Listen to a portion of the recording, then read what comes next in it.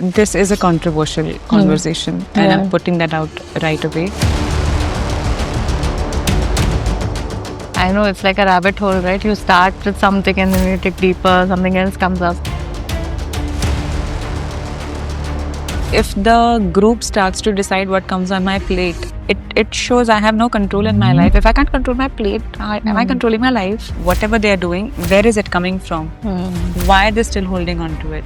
What will happen if they let go of it? Have you ever wondered that why only in the evening you feel like eating these foods that are crunchier? In our mother's generation, there'll be so many things in the fridge. She'll always eat food from yesterday or day before yesterday. Every feeling that I'm feeling, every emotion that I'm having is linked to the need or the want to have a certain kind of taste. I think it's about getting a lot of awareness. We are not very aware when it comes to food. My only problem is that everything else is fine. But the moment I go to food, I lose control. I can't control myself. I can't stop eating. I will just finish everything that's there, which is a very common problem with a lot of people. I mean, I eat a lot of rice. I'm a South Indian. It's not that South mein you don't have millets, but you're holding on to, I am a South Indian. That's why. I am going to eat a rice because I want to belong to that identity that I have. Life was meant to be simple. Food was meant to be simple. We complicated it. Which is an amino acid that is found in non-vegetarian food, is linked to faster aging.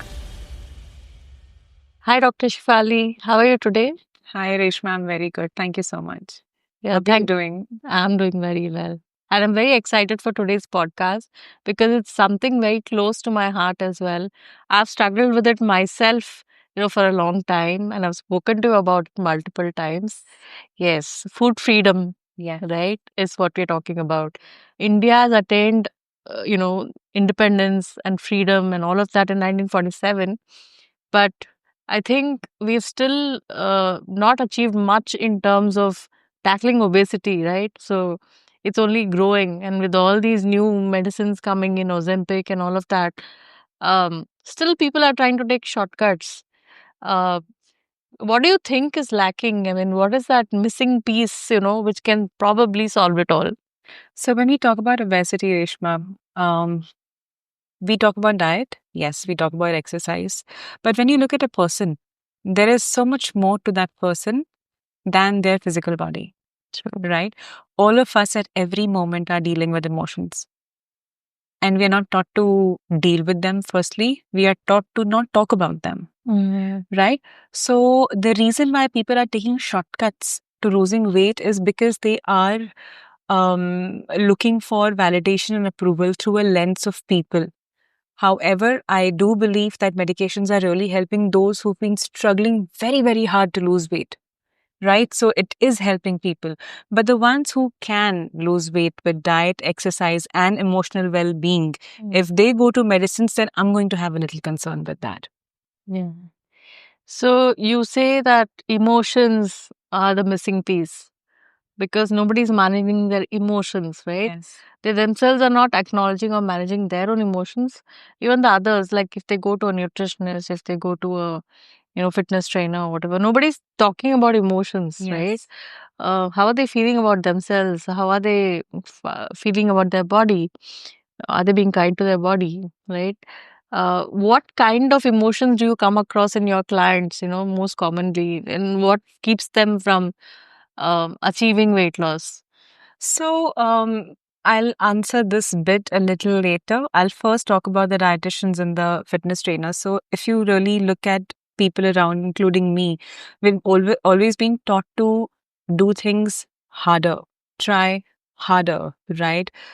Push that weight a little harder, go a little strict on the diet. You cannot have this, you cannot have that. So, we talk a lot about restrictions. Yeah. Right? And here's the thing about the brain doesn't like restrictions. Right? That is why a lot of times you'll see people extremely dedicated. They will get their results. A year, they'll do whatever they need to do. They'll put in their sweat and their blood in it. But after a year, once they've achieved it, they almost stop doing a lot of things. And most of the weight or all of the weight, sometimes double the weight, comes back. And it's extremely disheartening for them and for all the people who worked with them as a team. Now, what is happening here is that every time I'm eating, I am telling myself I am restricted to do this. Yeah. I cannot eat this. I cannot do that. Right? So the conversation is more about what I can't do. So then after a while, the rebel in me comes up and says, I'm going to do what I want to do. Yeah. Right? And what is all of this? This is basically emotion. With over a decade of my work experience with people, this is exactly what I have done being a nutritionist. Kate, this is the amount of time you need to exercise. This is the amount of calorie you need. This is the amount of protein you need. But many people fail their diets, right? Many people follow it for a while and then they leave it. And when I tried to think about what was really happening with people, I realized that all this while I have been, because I was trained to do that. Well, I mean, my Yeah. qualification, my education trained me that way, and I did the best that I got trained on. But the thing is that I realized that every time I'm looking at a person for their plate. And when I did a lot of inner work, when I got introduced to a lot of emotional work and things like those, I realized that I need to look at the person with the plate. Yeah. Right? Yeah. So, what I also noticed is that your plate is a mirror of what's happening inside. Okay. So, when I started working on the emotional part with people, the results have been fantastic. I mean, I am surprised. And of course, I started that with myself. Okay. And the answer to this I got in Ayurveda. Because in Ayurveda, they talk about a person, whoever is living and breathing on this earth, whether in Africa or in India, whoever is breathing, has 5 koshas. Just to keep it very simple, one is the physical body that you see. One is the soul body that you can't see, but it's there. But there's other thing also, the other 3 bodies, I'd like to put them under the category of emotional body. So you are a soul body, you're an emotional body, and you're a physical body. My entire concentration has only been on the physical body. Right? But what is driving me? What is driving me every moment? So we like to believe this, that we are what we eat, but we eat what we think and we feel. No one's talking about that. Right? And this is called emotional eating. Unless you've tapped into the emotion which triggered the person to make that choice of whatever they're eating, whatever they're doing, I don't know how far the results will go. They'll not be timeless. Yeah. Right? And what I do with my patients is I work on building habits with them. Okay. But if you want to build habits, you need to first see why were the old habits built. And when you look at habits, so a habit is basically a repeated behavior. A repeated behavior comes from an action. Right? So when you take an action, when you repeat that action over a long time, it becomes a behavior. When you're repeating a behavior, it becomes a habit. Now I want to change the habit. So I need to trace this back from the habit to the behavior to the action. Now, why do you take an action? An action is driven by an emotion. Right? A feeling. So if I like you, I'll probably serve you good food. I'll serve you, I'll get flowers for you. Because I have a feeling that, Reshma, I like you. So my action will be in tune to that. But if I don't like you, I can act otherwise. Right? So when I talk about the feeling leading to an action, you need to see what is that feeling coming from. So the feeling mainly comes from a thought or a belief or a conditioning or unhealed patterns, unhealed emotional patterns. Right? So when I started looking at these things with my patient, I mean, the clients are happy, I'm happy. Can you give us some examples so that we understand this better? Maybe 1 or 2 examples of your clients.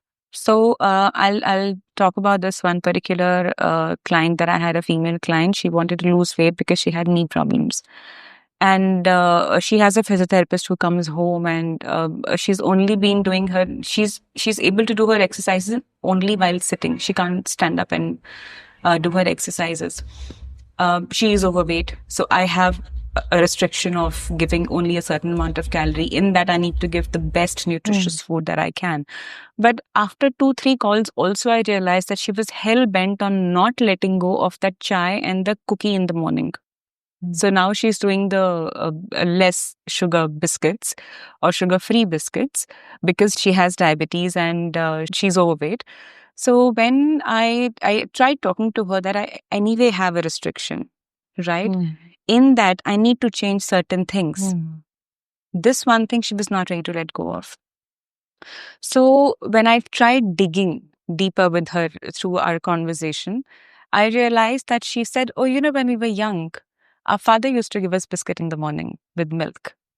So that has just been a habit. And now because I have diabetes, I don't do the biscuits with sugar.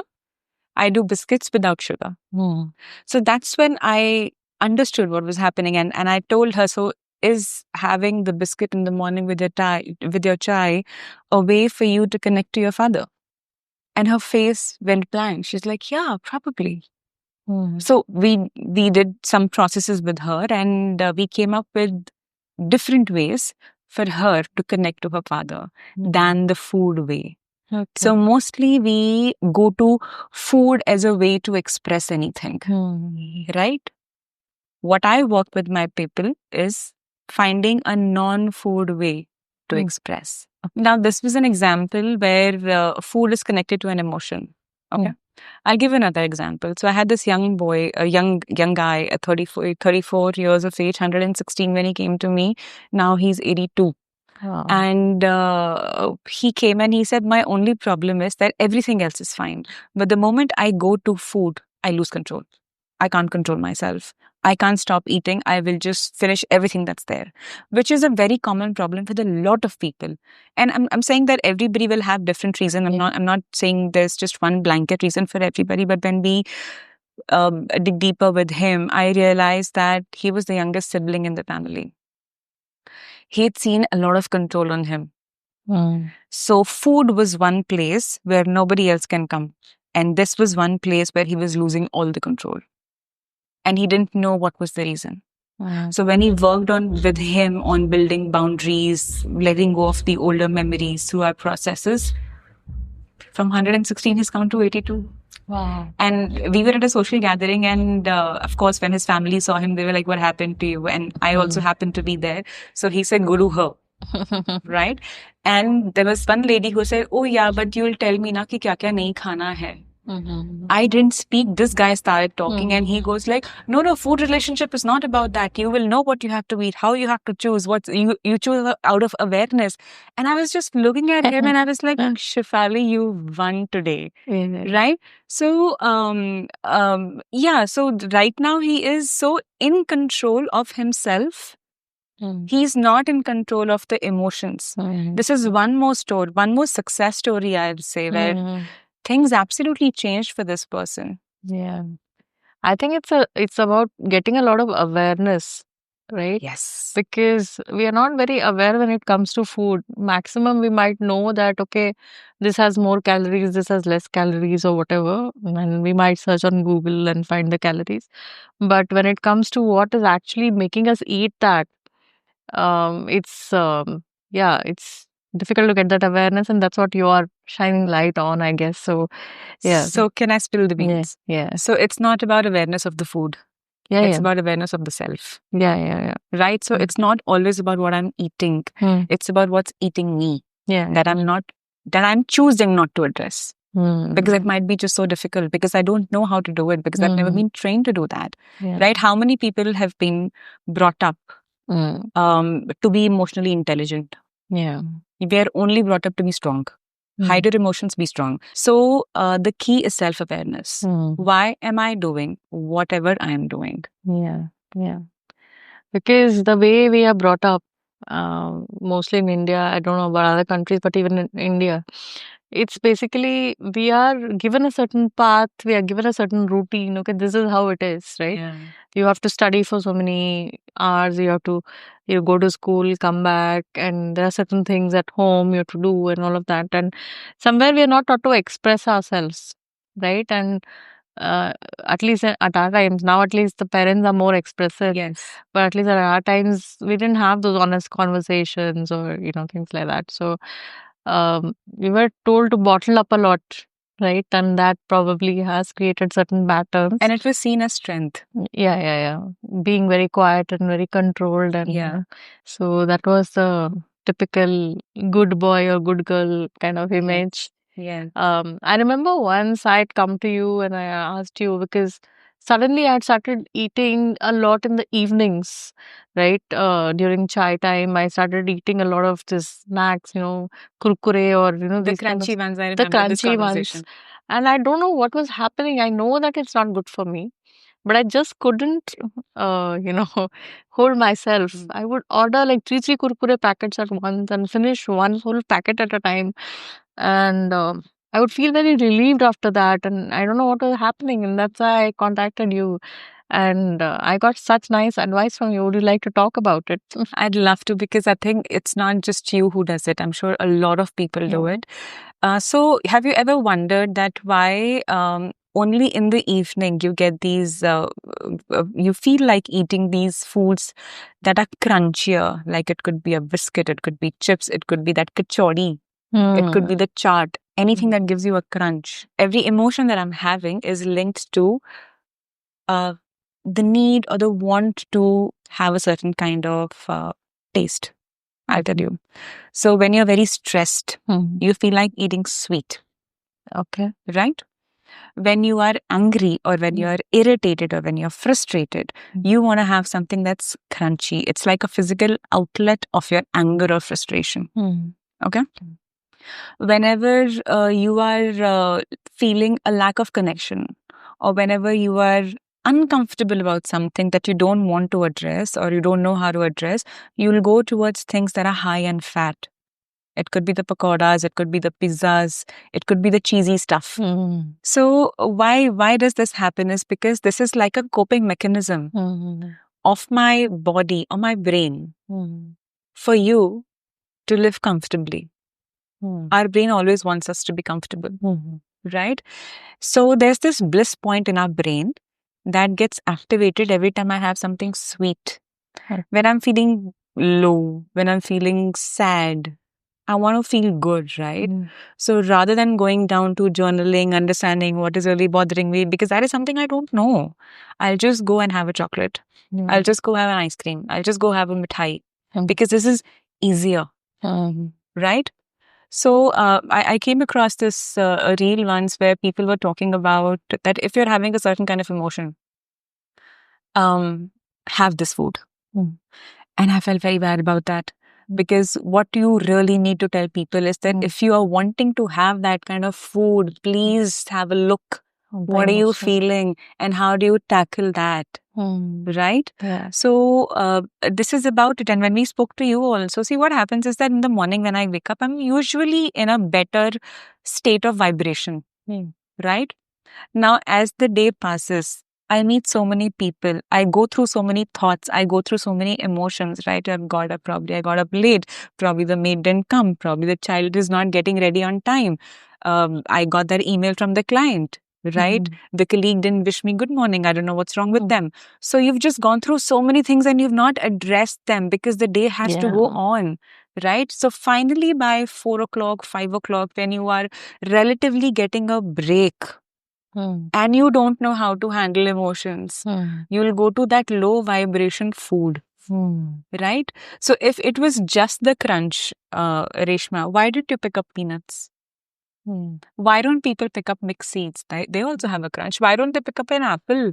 And that also has a crunch, because all these foods are relatively higher vibration foods, right?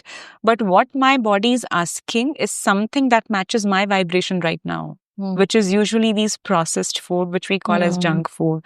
So the junk that I'm not able to handle, I'm sorry for the word, I want the junk food to satisfy me. So this is one very big reason that people have. But having said that, just because it's happening, don't give in to it. There are ways where you can win over this low vibration. There are ways where you can keep your vibration up through the day, and there really are ways. You've done it yourself, right? So so people need to understand those ways and keep their vibration up all the time, is what I feel. And not go to food as a coping mechanism. Coping does not help for a long time. Yeah, you're very correct. I mean, throughout the day, there are things which are just bottling up, and then you need some kind of a, outlet, and that's what happens, and you don't realize what's happening to your own body. Um, what are the other kind of emotions that you've usually seen? We talked about anger, we talked about, having memories, old memories of conditioning, and we talked about, I think one more, we spoke about control, right? Losing control. Anything else that, anybody going through depression or stress? Constantly that I keep coming across people is shame, Okay. guilt, feeling of unworthiness, self-rejection, self-doubt. So yeah, these are some emotions that I come across very frequently in people, unfortunately, but yes. Okay. So one of the things that I also struggle with is that I want something slightly sweet after my meal. It's a habit since childhood, and it's very, very hard. And I've tried, as per your advice, I try to have some kishmish or something like that. But still, sometimes I feel like having something else.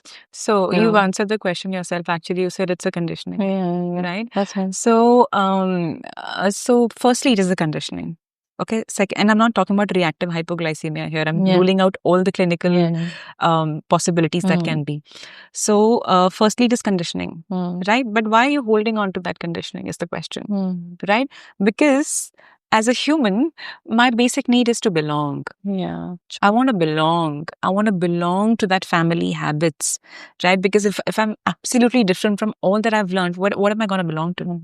Right? So it comes from conditioning, and because the brain has been doing it for such a long time, brain has its own comfort zone. क्यों change करना है? चलने दो ना, चल रहा है. It's okay, right? So because any change will come with friction, and nobody likes friction, not even your own brain. Yeah. Right? So as you said, firstly, it is the conditioning. Secondly, the reason why you're not wanting to change that conditioning is your deep need to belong. Yeah. Like that lady I told you, like my female client who was not ready to give up on that biscuit in the morning. Yeah. Because वो पापा used to give us, पापा हमें बचपन में दिया करते थे biscuit, तो वो आदत आज तक चल रही है, क्योंकि हम हमेशा किसी एक चीज से आइडेंटिफाई होना चाहते हैं रेशमा, राइट? तो आप अपने फैमिली हैबिट्स से आइडेंटिफाई होना चाहते हैं. For example, when people come and I take their reviews, very basic questions, very basic responses, like, I mean, I eat a lot of rice. I'm a South Indian. Yeah. It's not कि South में you don't have millets, but you're holding on to, I am a South Indian. That's why. I am going to eat a rice because I want to belong to that identity that I have, right? Nothing wrong. I'm not saying anything about rice. No food is bad. Okay, every food can be had in proper portion. Yeah. And how you sequence it in your meal. How do you include that in your meal? For example, for a North Indian, aloo ka paratha is my belongingness to being a Punjabi. And that was the case with me.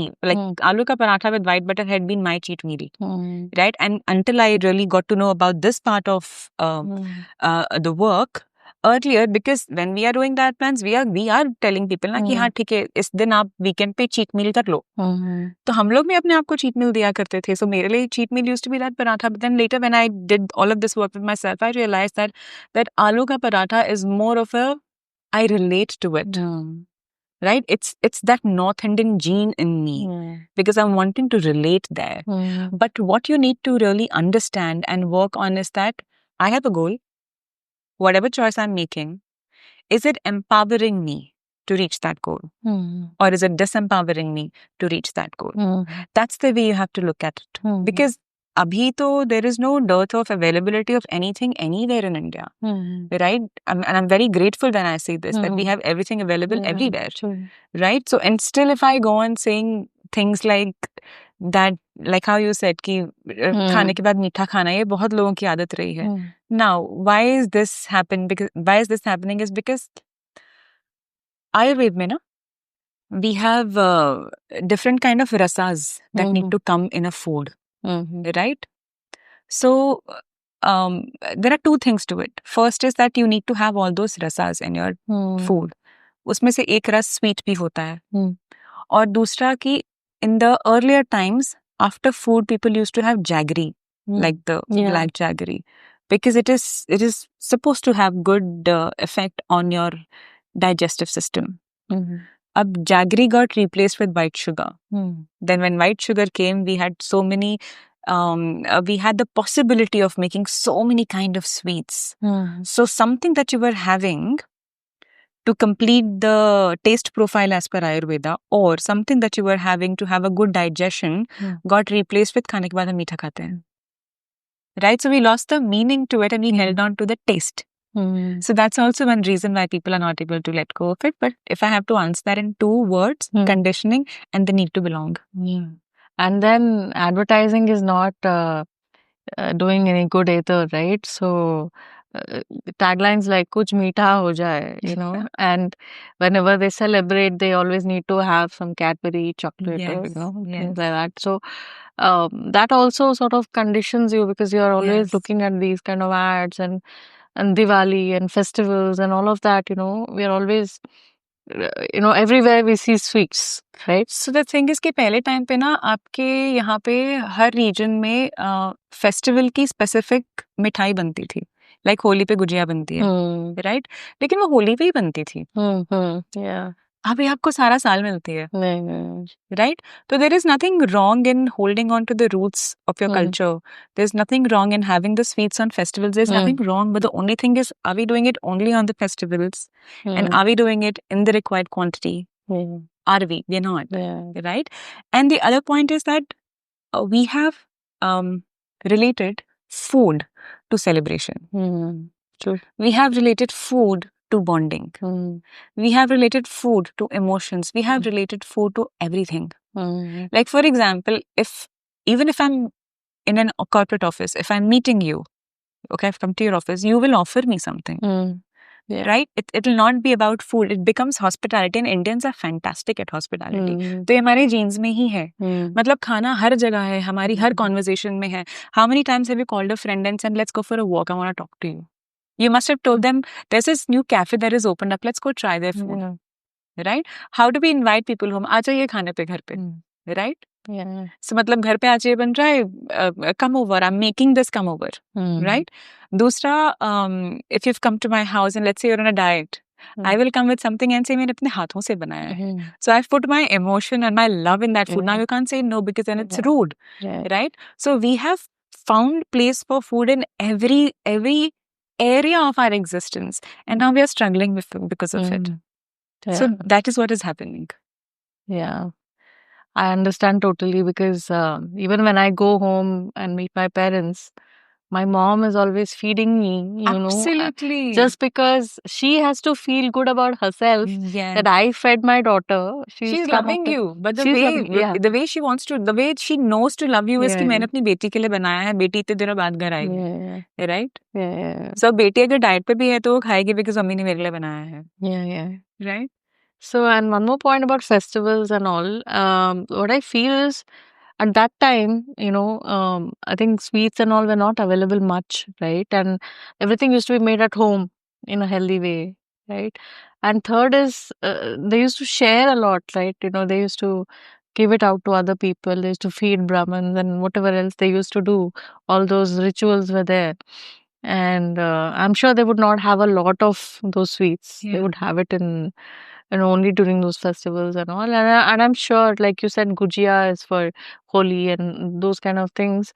I think there was some kind of, because of the changing of the seasons or whatever, for the warmth in the body, for the cooling of the body or whatever, there must have been some ancient wisdom there. There is. Yeah. Can you please tell us about it? So, आपके पूरे दिन में 4-4 घंटे पे आपको क्या क्या खाना है उसका फर्क होता है. आपने सुना होगा ना कि रात को दही नहीं खाते.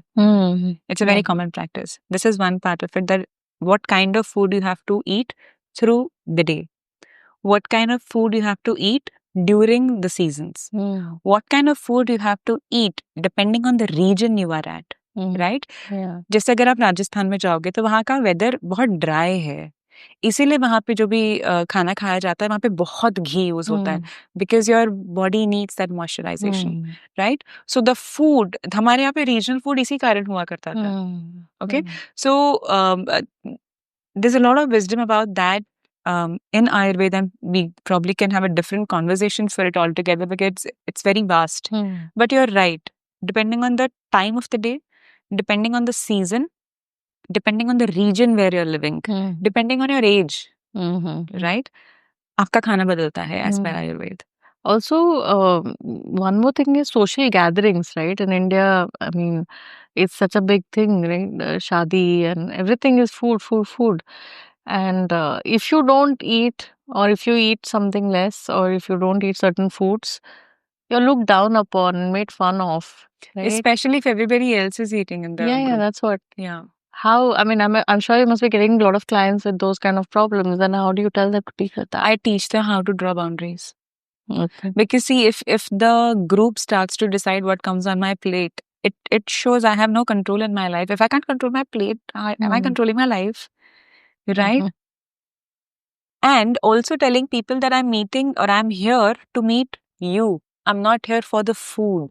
Right? So I do this and you do that. I be me and you be you. And I still love you and you still love me. Yeah. Right? So boundary banana diet में भी आता है बहुत हद तक. Right? पहली बात. दूसरी बात. I hope this doesn't become controversial. So when I'm going on eating the food that I know I'm not supposed to eat, okay, if there's enough information, most people know क्या खाना चाहिए क्या नहीं खाना चाहिए. जो नहीं खाना चाहिए वो फिर भी खा रहे हैं, right? और आप आ गए मेरे सामने, जो नहीं खाना चाहिए वो आप नहीं खा रहे हो.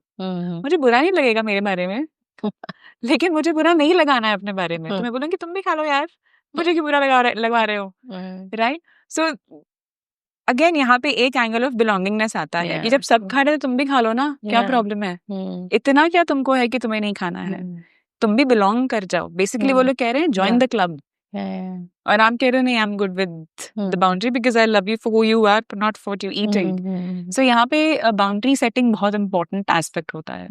Assertiveness, boundary setting is very important in these cases and it's possible. अभी so some places I see it's changing. Some setups it's still there. So yes, it is a little struggle, but it's all for your good. And also when after I have forced you and you've still not done it, I'll go back home and think, yeah, Reshma ने नहीं खाया है, क्या बढ़िया will power है. I wish I also was there. So you will not know, Reshma, that probably by doing that boundary setting, you will have inspired me. Yeah, maybe not tell me, but exactly. I feel it. So I'd heard this somewhere that either you can affect somebody with your energy, or you can infect them with your energy. Right? So if you kept that boundary, if you kept that assertiveness, you probably have affected me to think of it. You've inspired me. Yeah, this is possible. I also want to do it. I don't want to eat it because so this is one thing that I have with a lot of homemakers that come to me. They have these gatherings, monthly. Women come together and eat. So one lady came and told me, यार मेरा kitty का खाना set कर दो बस, वहीं पे मेरी सारी गड़बड़ है. क्योंकि वहाँ पे सब लोग ही आउट ऑफ कंट्रोल जाके खा रहे हैं, तो फिर सिर्फ वो अलग रहेगी तो how is it gonna work, right? So of course we did some working on that and things are working out for her also. But you're absolutely right. This is happening. I had one client who, so whatever I had written in her plan to carry to office, after some time she stopped taking that food to the office. And when I asked her why, she said, because people mock at me. And I said, okay, so people are mocking at you because they want to continue doing what is not beneficial for them. You are allowing them to control your plate. Why would you let somebody do that, firstly? Secondly, why would you go into that self-sabotage mode? That I know this is not going to be good for me if I stop eating it, but I will still do it. Again, because I want to belong to the group. So ये जो belongingness है ना इंसान का, ये बहुत areas में आता है. फूड तो में आता है, अभी I'm talking about it, but अगर आप इसको अपने एस्पेक्ट लाइफ के कई एस्पेक्ट्स में देखोगे ना, आप बहुत सारी चीजें कर रहे हो, आप बहुत सारी चीजें कह रहे हो because you want to belong. You have a fear, what if I'm left alone? But I think I completely agree, belonging is a big driver. But at the same time, I feel rebelling against someone or something, if someone tells me to do something, that also is a huge driver, I feel. Because for me, I have seen typically, if someone gives me a diet plan, I will not follow it. If you teach me, if you tell me, okay, these are the principles and these are the overall, understanding of things, if I get, I will plan things myself. But if someone gives me a diet plan or a fitness plan, I will not follow it. I'm sure there must be many more people like me. Can I Yeah, ask you something? yeah, As a child, were you controlled a lot? yes, Were you told do this and don't do that a lot? yes, So you felt powerless then, yeah, and now when you've grown up, you no more want to practice that powerlessness. yeah. So now when I'm coming and telling you something good, also you're saying I'm not going to do it because you told me what to do. So here's what I do with my clients. I don't make the diet plan. I get it made with them. Yeah. Right? And I don't say ये overnight change होना है, हो ही नहीं सकता. Because I tell them हम लोग healthy habits पे काम कर रहे हैं. ये overnight नहीं आने वाली है. Right? Because you've been doing something for whatever number of years that you've been alive, right? So I have people who come to me at 18, people who come to me at 65. Overnight, it's not going to change. So I tell them, let's pick up one thing that you'll do for 15 days. Just one thing. And you tell me what you'll do. So when you make them accountable, then they were like, यार अब तो मैंने ही बोला तो मुझे करना ही पड़ेगा. तो 15 दिन भी नहीं किया तो 7 दिन करके आएंगे. It's still a win, right? And I always go, I believe slow and steady wins the race. And that's what I practice with my clients, right? So it's not so I've had a client who came to me and she said, I'm going to follow a diet only 70%. Right? But how did she get that number? I have no idea.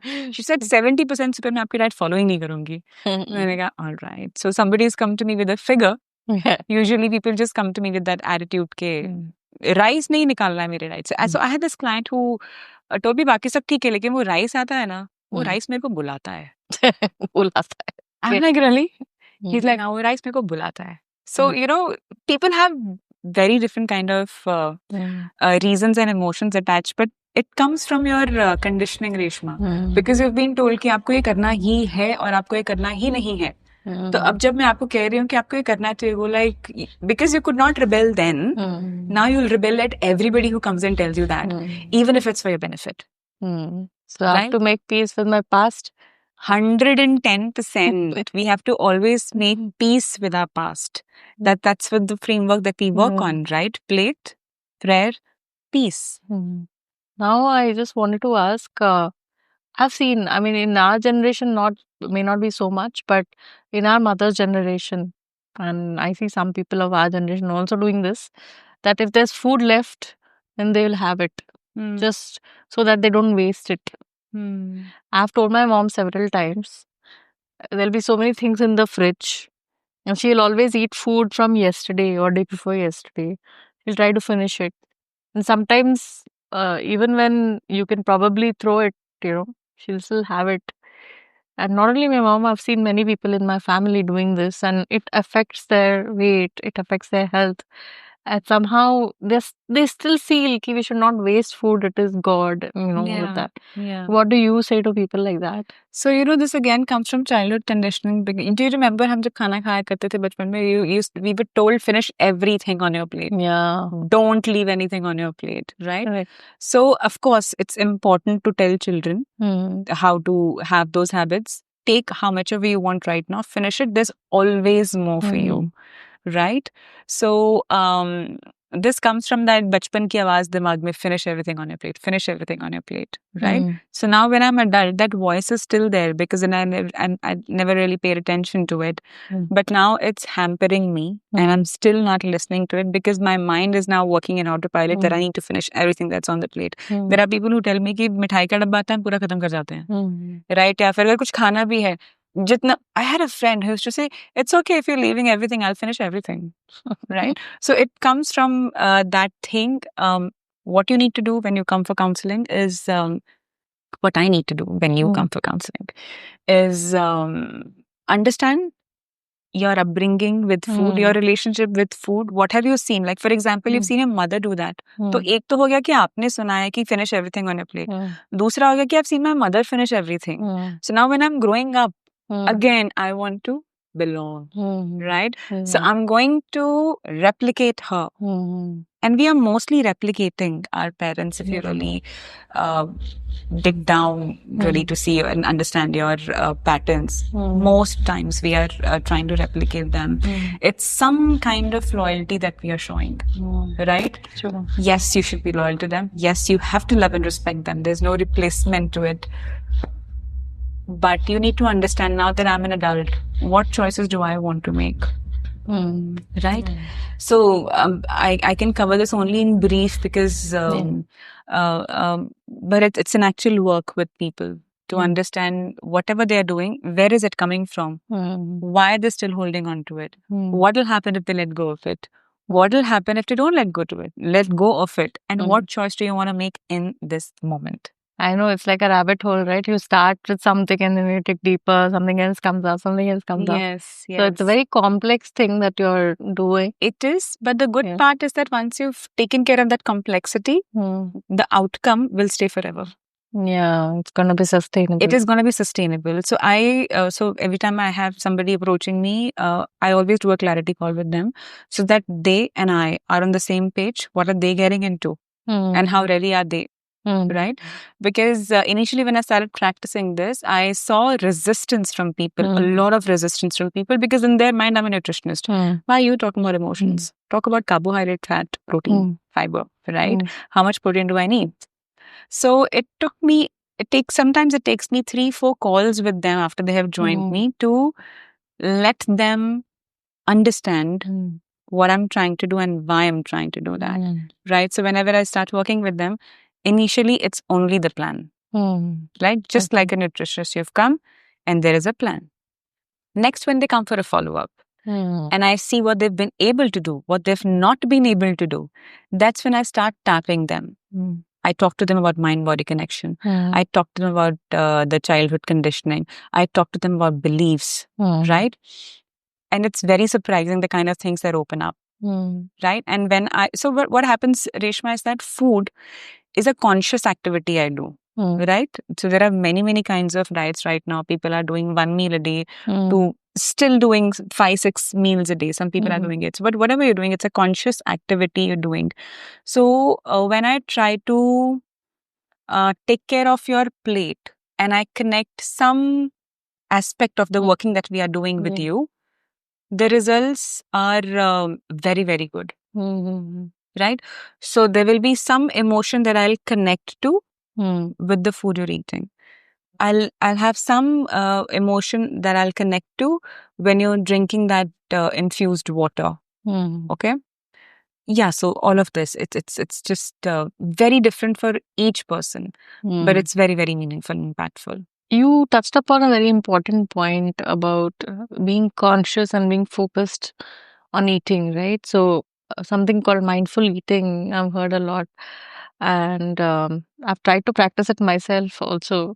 But sometimes what happens is, the whole day I'm working or doing something, I don't get time to watch TV. So I watch TV while eating, and that's the only time I get to watch TV. But I know that it's not good for me, like you said. Can you please elaborate about mindful eating for our viewers? So I'll answer that after I've told what mindfulness is. Okay. So mindfulness is an activity that you do to be in the present. Yeah. Right? So mindfulness is a way of life you'll have to make. Uska ek chota part hai mindful eating. So practicing mindfulness when you're eating also. Right? So what am I doing? I'm basically getting my attention to how does this food smell? What does it look like? How many colors do I have on my plate? How spicy is it? How salty is this? What am I doing? I'm breaking my thoughts from past or from future. I am trying to be in the present. What happens with this is that it is shown to reduce your stress and anxiety.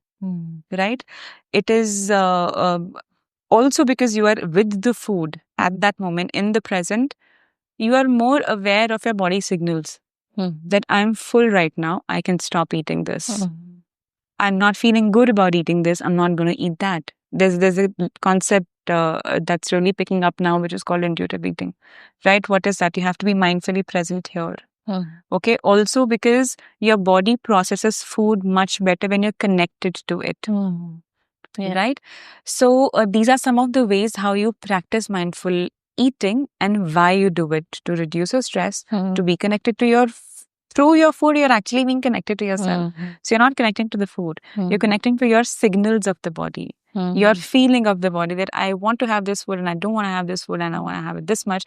Otherwise, what happens usually is, and please answer this, when you're watching TV, instead of 2 chapatis, even if you've had 3, you will not realize. Yeah. And after that, you'll be like, बहुत stuff कर लिया यार. Right? So you did not listen to your body signals because your mind was not here. It was there. You were not connected to yourself. Right? Sure. And most times, why people are giving into emotional eating is because we lack comfort, we lack rest, we lack connection.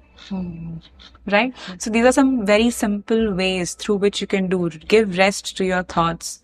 Don't go to the past, don't go to the future, be here. Right? Connect to yourself with the food. Right? These may sound very simple and silly.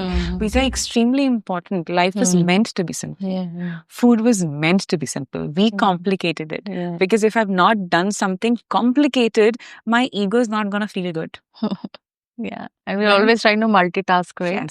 Yes. So that's another bane of our Exactly. generation. And it's glorified, right? Multitasking is glorified. Working hard is glorified. Having a working lunch running here and there is glorified. कि कितना काम कर रहा है भाई. ऐस नहीं जरूरत है. Life simple हो सकती है. आपका खाना simple हो सकता है और फिर भी सारा काम हो सकता है. Allow yourself breaks. Allow yourself some rest. It is not going to reduce your efficiency. It's only going to add on to it. I remember when we were kids, we used to go to our grandmom's place in our native place in Karnataka, near Mangalore. And we always had to sit down, we used to call it money. I don't know what you call it in Hindi, but in Kannada, I used to call it money. So we used to sit on that, sit on the floor, eat with your hands, eat on the banana leaf or like say some plates, and no TV, no nothing. We used to all sit together and have food. We used to pray first. We used to, that would be mindful eating. When you're talking about mindful eating, that's what came to my mind suddenly. Like, And you were told not to talk while eating. Yeah, we're not told not to talk and just focus on the food. Yeah. And and even now in the temples and all, this is how it is in Karnataka. I'm sure in a lot of places, but yeah, I think ancient Indian wisdom had a lot of, They knew it. They knew. had figured it out. Yeah, they had I have figured no it out. doubt about it. Yeah, and are there any other such ancient Indian wisdom that you sort of love and you sort of tell people to follow? The one I love the most is gratitude. Okay. And I'll tell you why. So there's enough research to prove that gratitude is one emotion, gratitude is one vibration that gives you more and more and more of whatever you're grateful for. Right? And that's my power. That's the power of my mind. Okay. We are all very, very powerful beings. Unfortunately, we've forgotten, but I'm so glad that it is all coming back with quantum physics and a lot of research in this area.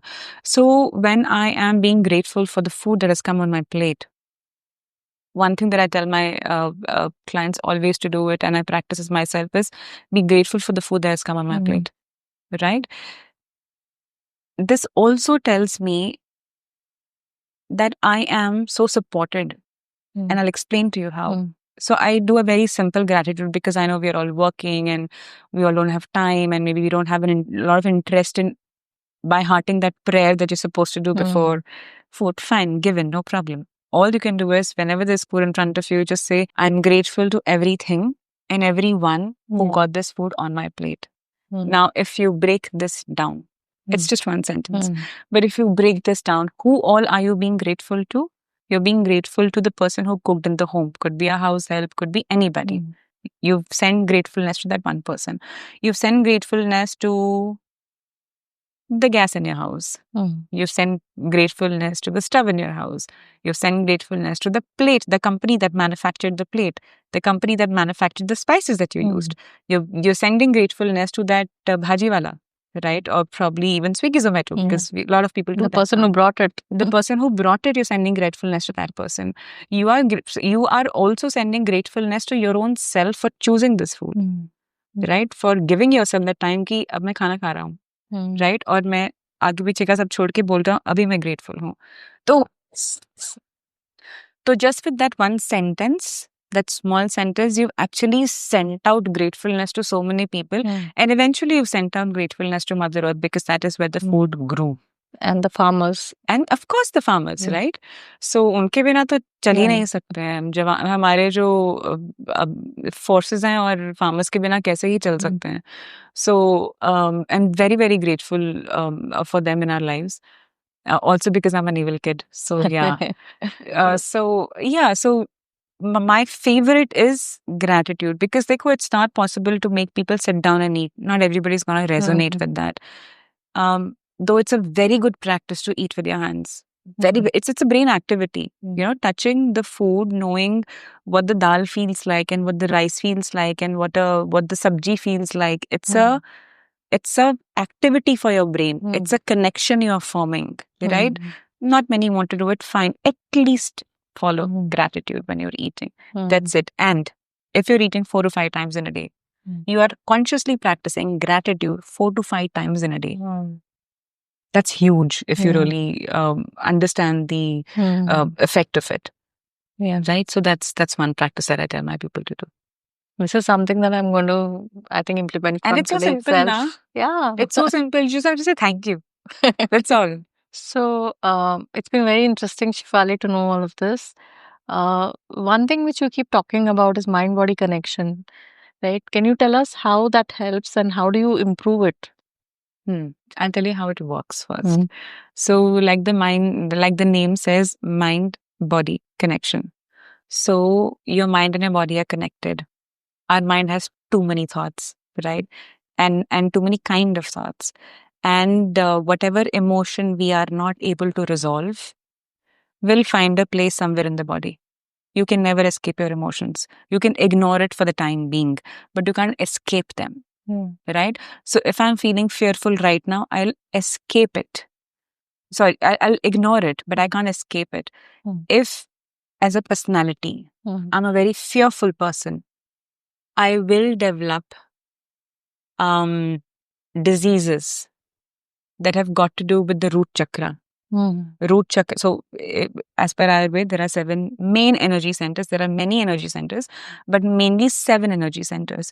And every energy center is connected to a kind of emotion. And they are placed at different places in your body. So, depending on what disease you have developed, you will see, you can see a correlation of that to that particular kind of emotion, which is of that chakra. So your root chakra is mainly meant for survival, right? Now, if you're a very fearful person, you might develop constipation, you might develop piles, you might develop problems of the lower limbs, right? So this is one example of mind-body connection. Your knees hold fear, long-standing fear. Your lower back can hold financial scarcity. So financial scarcity is a constant thought in your mind. You will develop, you might, not will, you might develop, because everyone's body can act differently. Also because everybody is handling a certain emotion in a different way. Their lifestyle is different. Their internal conversation is different. The level of feeling that emotion is different, right? So you might develop problems of the lower back.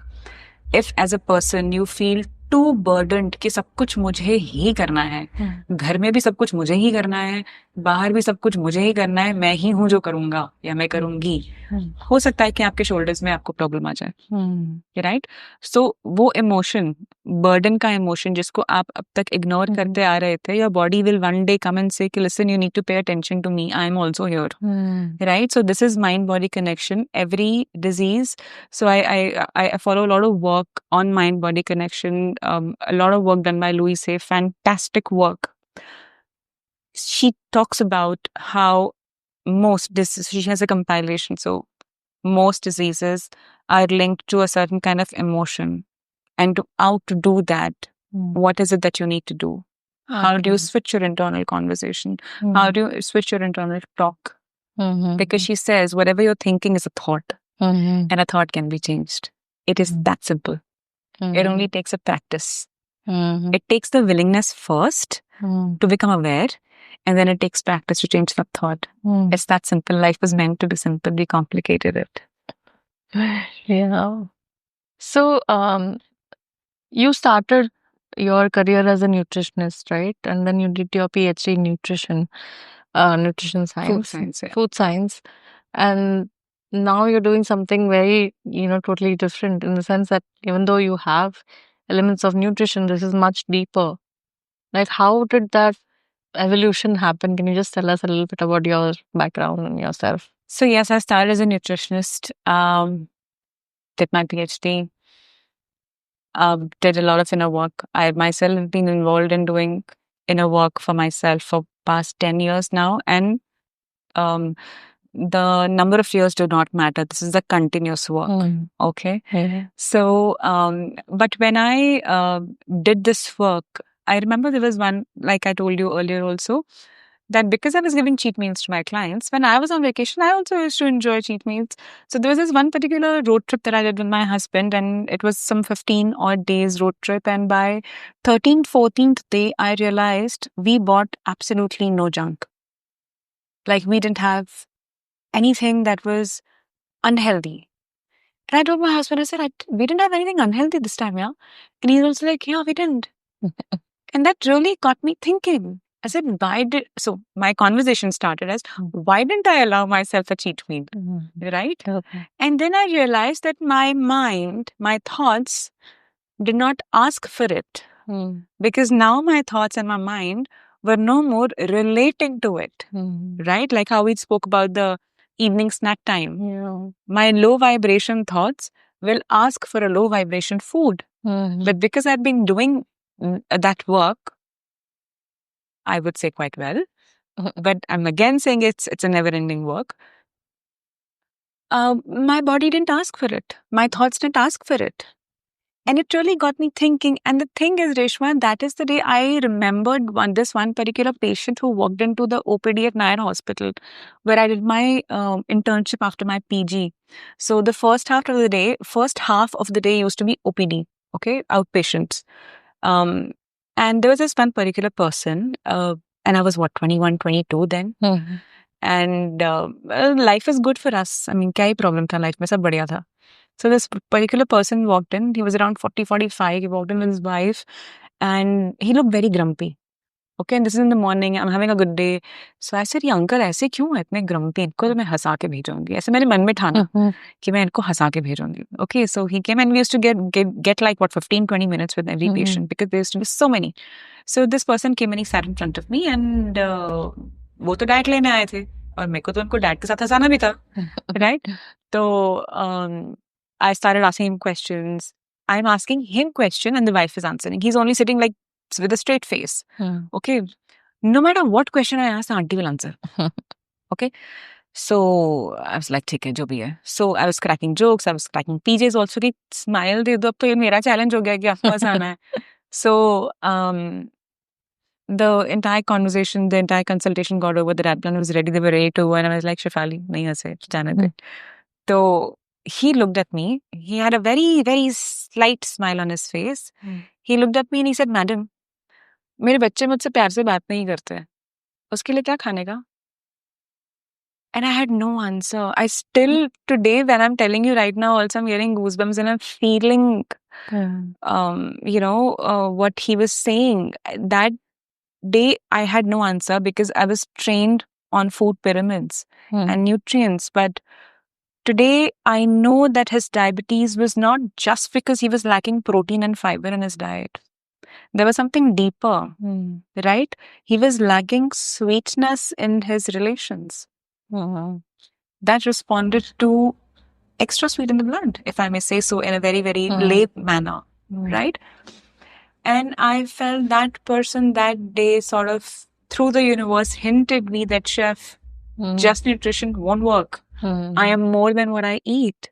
I'm so much more than what you see in my recall, right? So, these are two instances. One was my personal, where I felt that my thoughts are no more at that low vibration, where I will allow myself a low vibration food and feel happy about it. We're all happy having a cheat meal, right? कि अरे आज कोई restriction नहीं है, आज खा लो, right? So these are two instances that I very, very clearly remember. And yeah, that's about it. So then how did you work on, when one is the realization that this is what it is and what I've learned isn't enough perhaps, right? I need to go deeper. Then what was your journey like? So my journey first was with me. Right? So I thought that if I, with the knowledge that I have, I'm allowing myself cheat meals and, I'm not being able to be very regular with my workouts, which is a very big problem with people. I first worked on myself. And then, so right now I do only one-to-one consultations because I realized that this is a very deep work. Right? So, and it's very individual work. It's a very, very tailor-made, customized work. Right? So, I think with my own journey and with every client's journey, the whole program has developed. And then Reshma, I worked with you, right? I remember how excited I used to be telling you कि मैंने ये देखा, मैंने ये लिखा, मैंने वो पढ़ा, देखो यहाँ पे ऐसे है, इसका ये relation. I'm very sure कि Reshma is my relation. I want to do something about it. But I just did not know how to put all of that in a framework. I didn't know because my mind was carbohydrate, protein, fat, diabetes, hypertension. That was my training for years. But now here I am realizing something that probably I found gold, right? I probably have found something that people need and they don't know that they need it because most of us live in denial that I need emotional help, right? Because if I say that I need help emotionally, I will come across as weak and I can't be weak, right? True. But we forget that we are humans. We are made of emotions, right? We are made of emotions. Emotions are running me, but I do have the capability to control the emotions. मतलब हमारे सब संत यही तो सिखा के गए ना, यही आज तक बोलते आए हैं. तो मेरे में वो कैपेबिलिटी है, मुझे बस वो ज्ञान नहीं था. मुझे लगता था यार इमोशन से ही हो रहा है जो हो रहा है. नहीं भाई, हम भी संभाल सकते हैं इमोशंस को, हमें आना चाहिए, हमें कोई सिखाना चाहिए, right? So when you and I worked on this and we came to the 3P framework of plate, prayer and peace, and we came up with the right name, Happy Fit. Happy inside, fit outside. So yes, though I had some realization, but I think Reshma, you had a huge part to play in putting this into what it looks like today, right? Yeah. And I'm very grateful to you for that. Thank you, Shivali, for giving me the opportunity to work with you. I love to work with people who are solving a big problem and which can be scaled. According to me, even though you said it's a deep one-on-one work, but by now you have enough information, you have enough insights that you can convert it into a one-to-many kind of a model as well, right? So that's where Happy Fit was born, I guess. And I'm happy to work with you to scale it up because, like I always say, the world needs you. Thank you so much. I think world needs this work, and I believe that what I've been, if I may say, what I've been given, this knowledge is God's work for God's people. I'm only going to be a channel, and I'm very clear about that. And while I'm doing this, I'm also going to get better. Yes. So that's what I think I've always believed. There's always been a part of service in me because it's just been a part of my upbringing, and service is something that I really, really relate to. So I am taking this as service for sure. And yeah, that's about it. And I'm very, very happy that I'm working on something that I feel aligned to. Yeah. So I've been doing my work, and I believe I've been good with it. I mean, we've worked together, so I've been good at my work because I was capable of doing that work. But was I really aligned to it? No. Today I feel aligned to it. And I think that's very important because that is what leads to frustration in the work. Yes. That is what leads to burnout in the work, right? And I also felt that in my earlier workplaces or my earlier work. No matter how much the environment was suitable or no, but there was something lacking in me. There was something missing in me. I was asking for something else which I did not know what it was. because I'd never really paid attention to the values that I want to bring to my work. Right? I had not paid attention to what really makes me happy at work. So so this is another thing that I talk about with my clients is that key we always talk about work and life balance. जैसे ही आपने ये कर दिया, आपने work को अपनी life से अलग कर दिया, राइट? तो हर बार जब आपको काम बुला रहा है तो आपको लग रहा है लाइफ कॉम्प्रोमाइज हो रही है, right?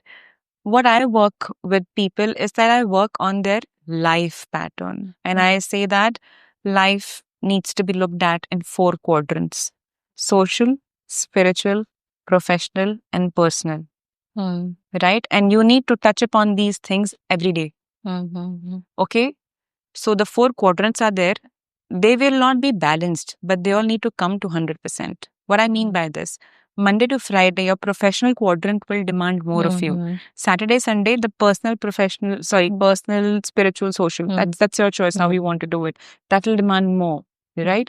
The entire year, you are working. Your professional side is asking for more. But when you're on vacation, your personal is asking for more. But are you touching upon all 4 every day? That's important. So once you've included work in your life, then you're just looking for a balanced life. You're not looking for work-life balance. Your work will not be a burden for you. But we are always taught work-life balance, right? तो वहाँ मेरा conversation ही गलत हो गया. मतलब अब मैं काम करूँ तो I have no life. Right? But it has to become a part of your life. But if I want to make something part of my life, it has to be something that I relate with, right? That I feel aligned to. So I think I finally found my space, is what I feel. Thank you. That's really nice to hear. Yeah. When you talked about work, I thought I'll touch upon workplaces as well, because these days, people in cities especially, we have to travel a lot, go to work. Now, COVID, work from home, hybrid is no longer applicable for most offices, and they're traveling 1.5, 2 hours, so no time to cook. So they just eat whatever's available. And nowadays, Zomato, Swiggy, you can order and you'll get it in whatever, maximum half an hour, you'll get food. So it has been affecting people a lot, because and what happens is most of the people don't have breakfast. They'll have a heavy lunch, then they'll have some heavy snacks before coming home, and maybe they'll not have dinner, or maybe they'll have nothing the whole day, and they'll have a heavy dinner. Heavy dinner. Yeah. So all these patterns you must have seen, right? So how do you think corporate India can gear up for this kind of an epidemic which is going to come up now because of all of this? Yes, this is definitely becoming a very big problem, because for many the workplaces are far. You really can't carry too many boxes along with your laptop and your purses in public transport. मुश्किल है. ठीक है, लोग कर रहे हैं, but मुश्किल है, I know. So the best that can happen is that the workplaces make healthy options available to their employees. So I see many corporates having very good policies for their employees, right? So that they're comfortable. And all companies have their goals, like, their yearly goals and their targets. And who is fulfilling these targets? The workforce. How can the workforce fulfill these targets if they're healthy enough? Right? So see, I'd heard this somewhere very beautiful, that if you're healthy, you may not have a lot of problems. You may not know what problems you have. But once you are unhealthy, you know that one problem that you have now. Right? And if I am unhealthy, let's take an example of diabetes.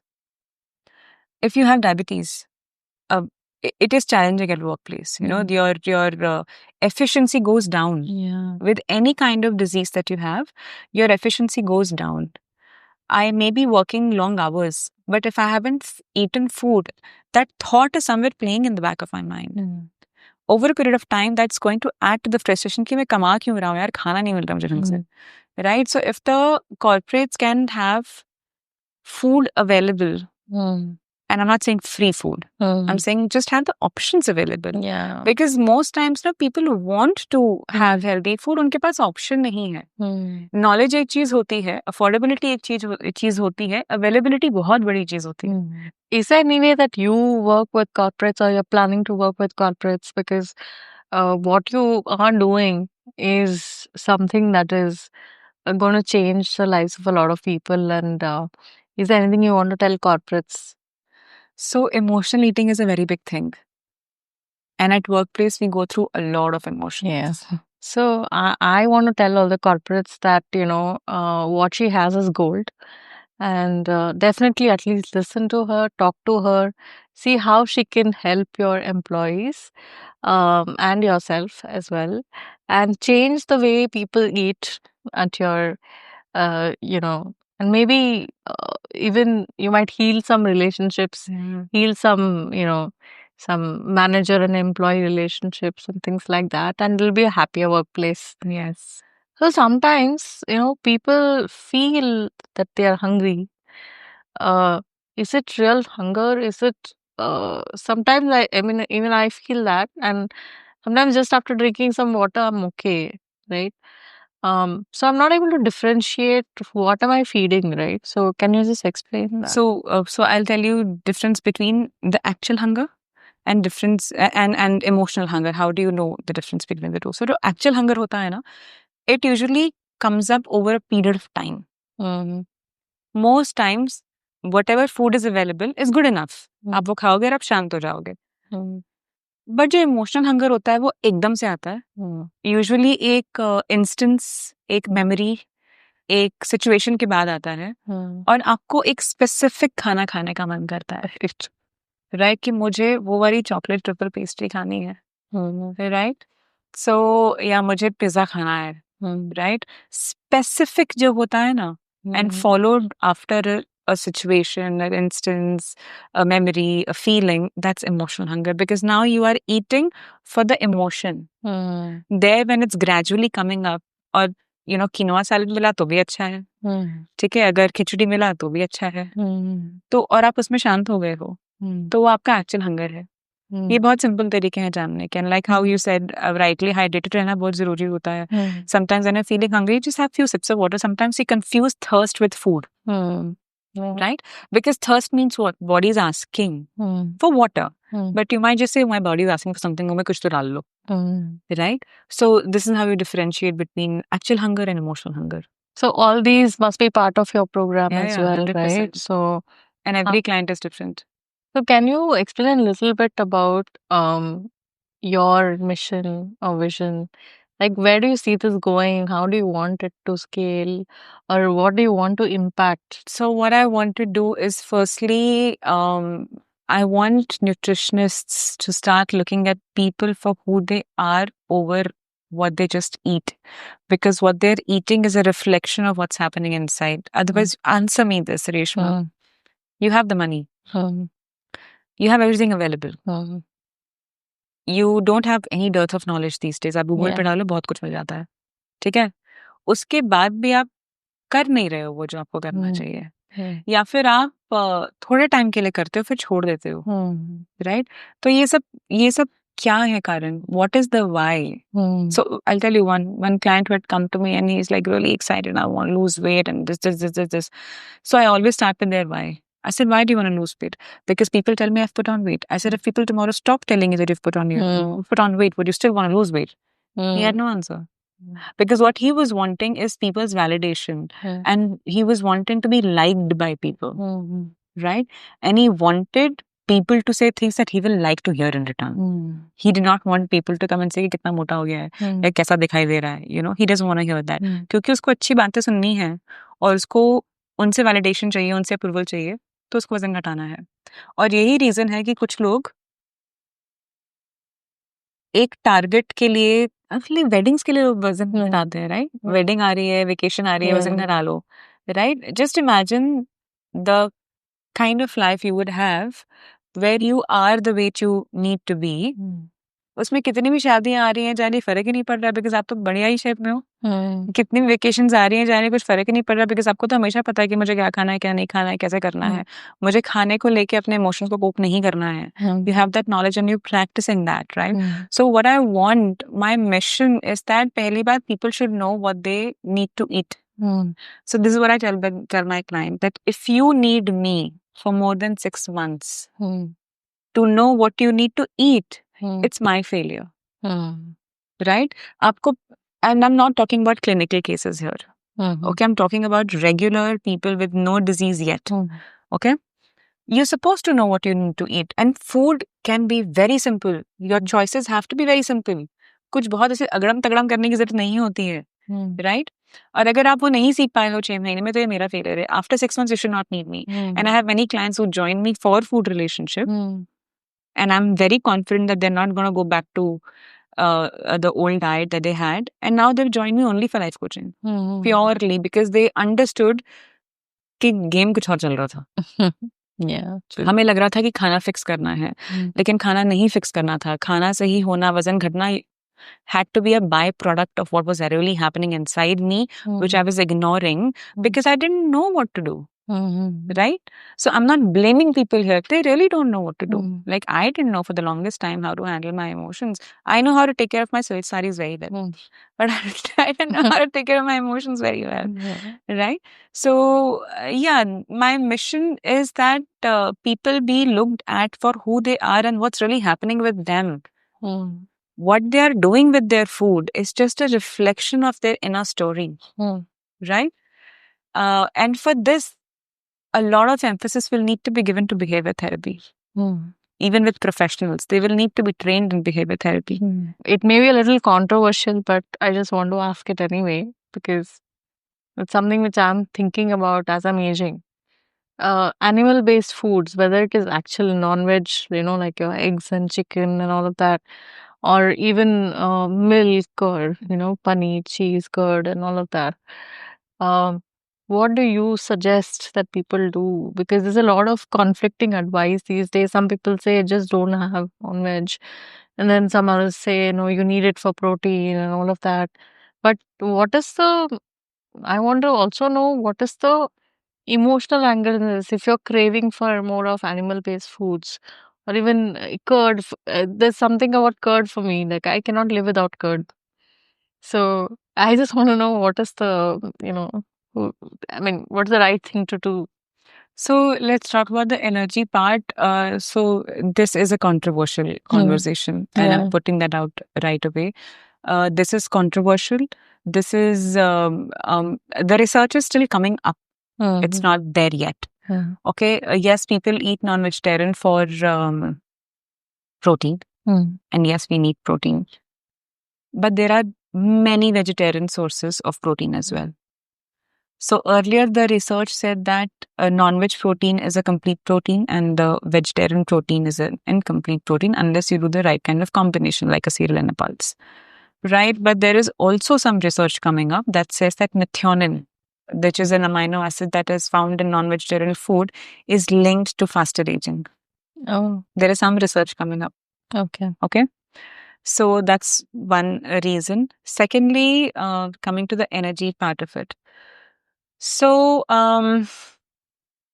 what I'd say about this is that in Ayurveda, we always talk about the prana in a food. So when the animals are being slaughtered for the selfish need of eating, there's a lot of pain they go through. They are kept in not very comfortable situations. So they are also accumulating a lot of emotion, which is through the food reaching you. There is some text to support this. Now, some people might say कि पुराने ज़माने में भी तो बलि चढ़ती थी और फिर हम उसको खाते थे प्रसाद समझ के, राइट? हाँ, वो करते थे, बट उसमें I'm not the right person to talk about this, but whatever little knowledge I have about it, I will share, is that at that time, the animal was slaughtered with a lot of पूजा, और एक तरह से उनकी permission लेके उनको मारा जाता था. तो उनके अंदर वो सारे इमोशंस एक्यूमुलेटेड नहीं होते थे जो आजकल होते हैं, right? This is second part two it. Third part, Ayurveda never says आप नॉनवेज मत खाइए. ये आपकी चॉइस है. ठीक है? क्योंकि देखो, हमारे ना 3 गुण होते हैं, रजस, तमस और सत्व. अब ये सारे गुण जो है आपके एक्शंस में आते हैं. सो फॉर एग्जांपल, अगर किसी का लाइफ गोल है to move more towards being more towards spirituality, तो ये अगर आप स्पिरिचुअल होना चाहते हैं तो आपके अंदर सत्व ज्यादा होना पड़ेगा. तो हमारा जो खाना होता है वो फ्यूल होता है, राइट? आजकल वो हमारे लिए लाइकिंग, प्रेफरेंस और पता नहीं क्या-क्या हो गया है। But food was meant to be fuel. Is my food fueling my goal? तो अगर मेरा गोल लाइफ का इज़ टू मूव टुवर्ड्स सत्व, और अगर मैं तामसिक या राजसिक खाना खा रही हूँ, तो मैं अपने गोल तक जल्दी नहीं पहुँचूँगी। ठीक है?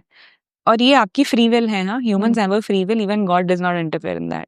तुम कर लो, उसके बाद देखेंगे कर्मों का हिसाब। लेकिन अभी तुम कर लो जो करना है तुम्हें, ठीक है? सिमिलरली अगर कोई बहुत पैशनेट है, कोई बहुत अचीव करना चाहता है लाइफ में, और वो बहुत ज़्यादा सात्विक चीज़ें करने लगेगा, उसको एक्चुअली थोड़ा-सा राजसिक खाना चाहिए ताकि वो उसका जो खाना है वो फ्यूल करे उसके लाइफ गोल को, right? So this is the most satisfying justification that I have found. वरना इसको देखने के बहुत सारे एंगल हैं कि वो जो जानवर को आपने मार दिया इतने गंदे सिचुएशंस में रख के अपने सेल्फिश नीड के लिए, उसको खाया तो उसकी एनर्जी आपके अंदर आएगी, आपके अंदर तमस बढ़ेगा, राइट? तमस बढ़ेगा तो वायलेंस बढ़ेगा, right? Things like those. Having said that, tamas is not bad. We all need some amount of tamas. But the reason why now people talk a lot about sattvikta or sattvic food is because the rajas and the tamas is already there by default. So imbalance अभी भी चल रहा है, right? पहले नहीं था इतना ज़्यादा शायद imbalance. मुझे पता था कि मेरा लाइफ गोल सात्विक है तो मैं सात्विक खाना खा रही हूँ, मेरा लाइफ गोल राजसिक है तो मैं राजसिक खाना खा रही हूँ, और तमस हमेशा चाहिए। अगर तमस खत्म हो जाए आपके अंदर तो आप सो नहीं पाओगे। Why is that? Because tamas will give you lethargy and your body needs rest every day. You need to feel tired in the night so that you sleep and you're in sync with the circadian rhythm. But if you're going on sleeping through the day, then it's not right. Okay. To get up and do any action, you need some rajas, you need some push from within. You need some self drive. तो उसके लिए आपको थोड़ा रजस तो चाहिए ही चाहिए, right? But to be peaceful, to be kind to yourself, starting with yourself, to be kinder to yourself, to be compassionate to yourself, so that I can share this with others, आपको थोड़ा सत्व चाहिए, तो आपको तीनों चाहिए, right? And this, Reshma, is a discussion in itself. It can't be a answer to one question. It's a huge discussion. Everything that you see in so Ayurveda में ना, मतलब हमारे अध्यात्म में भी दो चीजों को मानते हैं कि एक पुरुष है और एक प्रकृति है। प्रकृति है ना, वो इन तीन गुणों से ही बनी है। Everything that you see around you has a combination of these three things. Some permutation or combination. Okay, so that's about it. That's my answer to it. Very interesting. Ancient Indian wisdom is very, very interesting, and it's very, very complete. Yeah, I see that now. And there's a reason for everything, literally. Yes. I think we just need to go back to our roots more often. Yes. And I'm glad people are doing that now. Yeah. That time is coming. People are moving back. When you said about, you asking people why they want to lose weight and all of that, I'm very curious about your why on this mission. What is the deeper why? My deeper why is because I've been through emotional eating myself. Okay. And somebody like me, a PhD, who doesn't have dearth of knowledge, I think I can safely say this. But I also mean that I don't know everything, but I think I know decently enough. In spite of that, I gave into emotional eating for a very long time, right? तो मुझे लगा अगर मुझे knowledge होने के बाद भी मैं कंट्रोल नहीं कर पाई, तो जो लोगों को नॉलेज भी नहीं है उनको पता भी नहीं है कि क्या चल रहा है।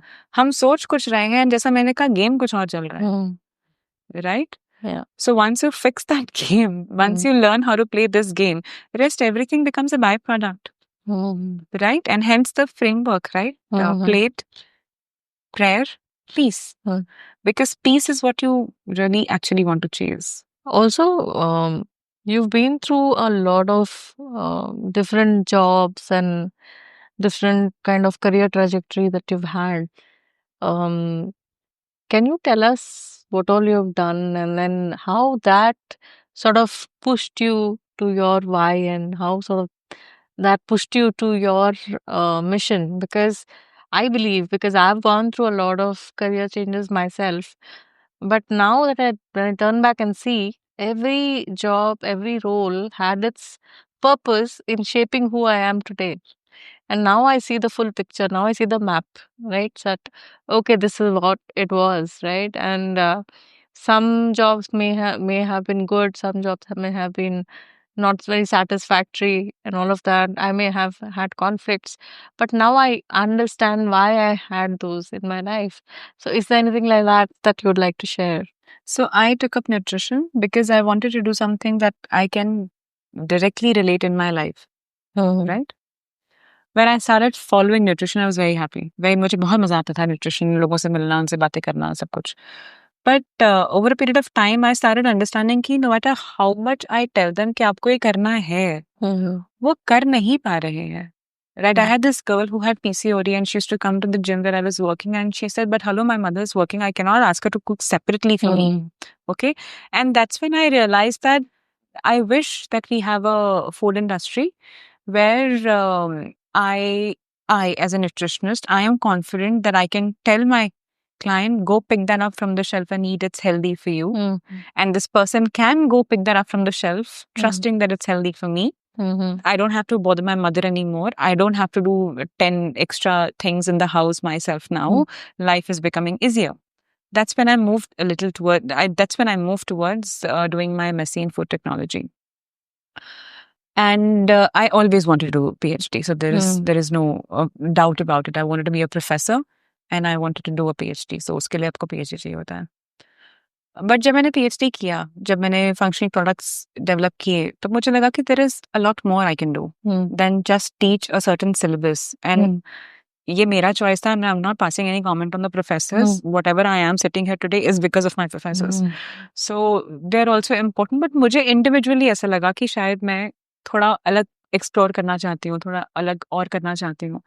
And from there I got an opportunity to work with a DTX company. And when I worked with that company, what I loved about it was a very new experience for me. Okay. What is a DTX company? Digital therapeutics company. Okay. So in very, very simple language, giving you therapy through a software where you have a team of experts who work with you. Yeah. But that happens through a software. In very simple word. And you're actually looking for results. Like how you would go to a hospital, meet the doctor, meet the dietitian, meet the physiotherapist, meet the psychologist. You're doing all of that. And why would you do that? To get some result. So you're doing exactly that here, but through an app. Okay. So there are actually humans sitting behind to help you. And it's done digitally. So when I joined that company, I realized that digitization has power to reach so many. Here I am sitting with one person, counseling one person for 45 minutes or half an hour. And here I am making one program that can reach just so many people. There's power in this, right? You're able to help so many people at one go. And this is what I learned from there. But what I also learned, because we started with mostly concentrating on nutrition. But I realized when I did the audits of the calls, etc., I had already started feeling. And I had also already personally started working on the inner work. And I could feel a link there. I said, there is something lacking here. And that's when I introduced psychology part in DTX, in our DTX, that people want more than a diet plan, right?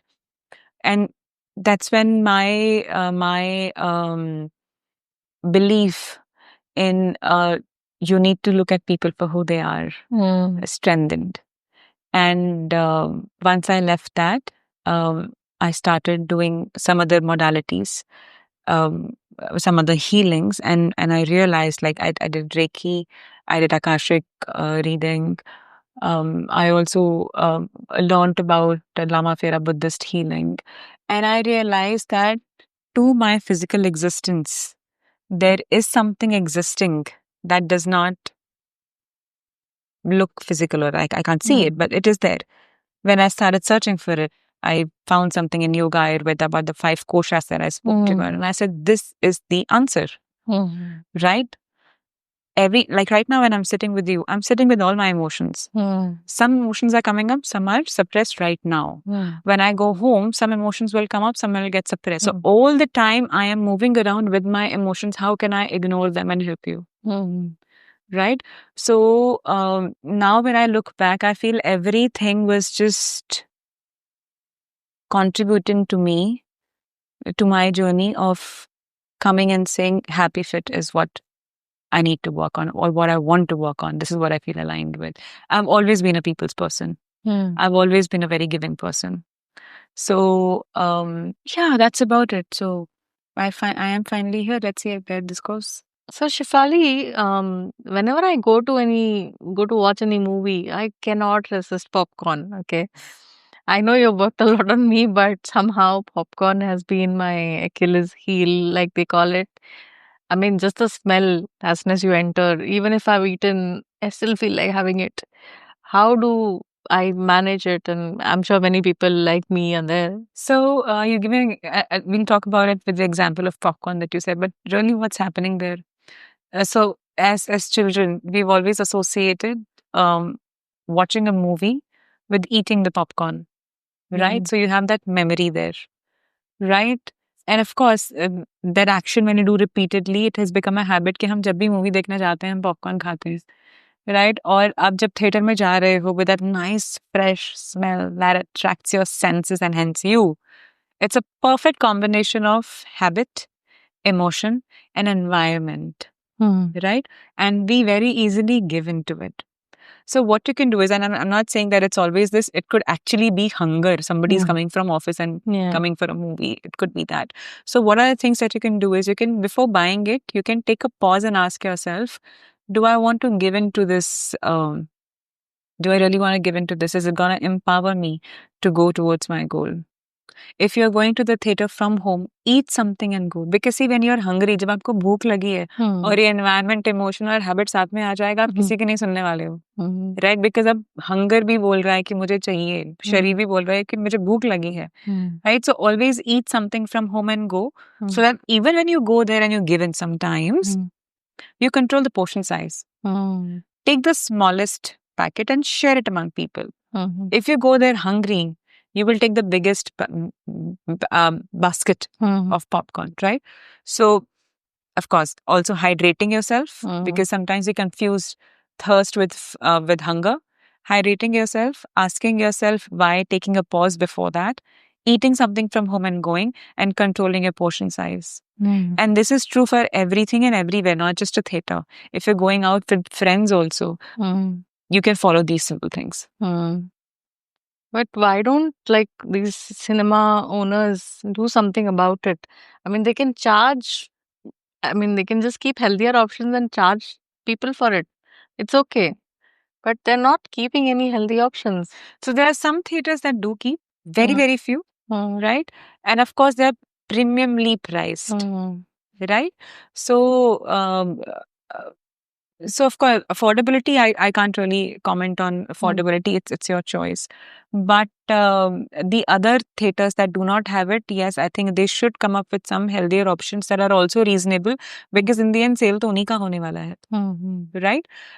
Popcorn, I think बहुत जल्दी attract कर लेता है और you know, I think that's one reason why they have it. It's easy, it's cheaper for them at their end, and they can have a very good margin for you when they are selling it to you. That's one thing. But yeah, I think if they can have healthier options, it's only going to add to their sales. Yeah.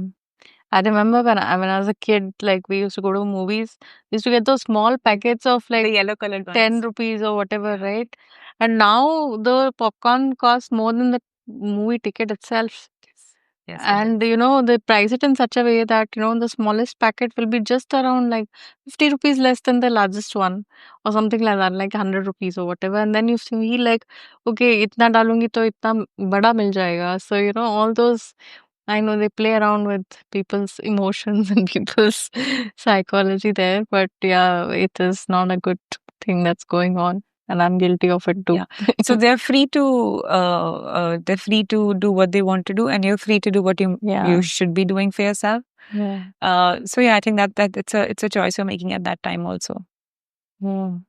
Like you said, food freedom is basically you're using your freedom, you're using your free will to get free from the compulsion to eat that food for that emotion. Yeah, true. Shifali, we've had such a lovely discussion. Now there are many people, I'm sure, who are realizing that they have this problem. Right? Is there anything that you can tell them that they can immediately implement in their lives and see the difference? Yes. So, like I said, that when I look at people now, I don't look at just nutrition for the physical body, because I look at person for the physical body they have, the emotional body they have, and the soul body they have. So when I am prescribing anything in my wellness blueprint, I give them nutrition for their physical body, which is, if you want just a quick tip, could be a balance plate where your plate is divided into 4 sections, right? So one place you have your cereals, which give you carbohydrates. One place here you have your protein. One place you have your cooked vegetable, and one place you have your raw vegetable. So technically, half your plate is vegetables. So this is a balanced plate for your physical body. Quantity I cannot tell you, because it is very individual for everybody. So you need to work with a qualified nutritionist or a dietitian for this. Second is nutrition for your emotional body. Now here, some simple things that you can do is breathing, journaling, right? Giving your feeling a name. Because once you give your feeling a name, it starts to lose its power on you. Because you will say, I am feeling sad. You will not say, I am sad. You will not live for that identity of being a sad person. You will just say, I'm feeling sad, and there is something I can do about it. Okay. Right? Affirmations are my personal favorite, because it's an internal talk. It's an internal conversation. So check your internal conversation and switch your internal conversation. Now, when I talk about nutrition for the soul, so really your soul needs nothing. It's complete in itself. But what you need to do is you need to find a way to connect to it. Now, some people do it through meditation. Some people do it through prayers. So when I say soul, for me, soul is God. Okay. So find a way to connect to God, find a way to connect to that greater spirit. You can call it God, you can call it the greater spirit, you can call it universe, you can call it nature. Some people find nature to be the God, right? Find some time to spend with whatever or however you define God for yourself. So these are 3 things that I tell people. Your balance plate. Quantity, of course, you need to work with somebody. Journaling, affirmations, breathing, good enough, and your internal conversation. Take out at least 10 to 15 minutes to connect to the soul, to connect to the God that you believe in. For me, it's very important to have that faith and to connect to that whoever you believe is God for you. So, because this is what completes your nutrition, because you're an alive, thriving person. You're not just this physical body that has to look a certain way or has to be off medicines, no. Yeah, sure. And I'm sure people will try this out and benefit from it. But if they still want to reach out to you because of whatever you bring to the table and whatever support you can give them, then how do they contact you? I'd be very happy to help whoever wants to reach out to me. So they can reach out to me through my website. I also have my number mentioned on it, and they can also reach out to me through my Instagram channel, and they can DM me, and we can head off with a clarity call, of course, because we both need to be on the same page of what we are getting into. Okay. It's not just a diet plan. I don't do that. Someday, I hope you start some academy or something like that. I'd love to. Where you're coaching other, nutritionists and other, therapists or whatever it is, to take your work forward. Yes, right? absolutely. With your framework and because I can't help everybody alone. Yeah, not only in India and everywhere else globally. Yes. I see you, writing multiple books. I see you standing on multiple TEDx stages talking about this because the world needs to hear it. Right? Thank you. The world needs to know more about it, and I'm sure we'll work together to get you there. Yeah. So that's my duty, and that's my promise to you. Thank you. Thank you, Reshma.